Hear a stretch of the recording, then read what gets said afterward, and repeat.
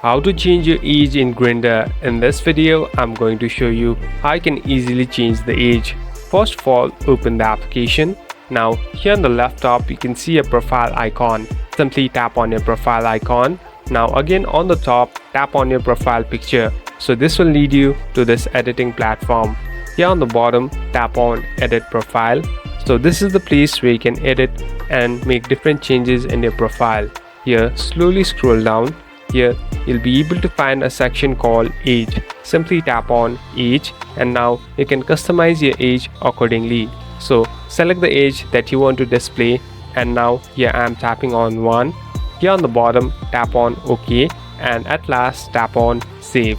So as you can see, it's getting loaded and it's completely saved. Thank you for watching this video. I hope this video will help you.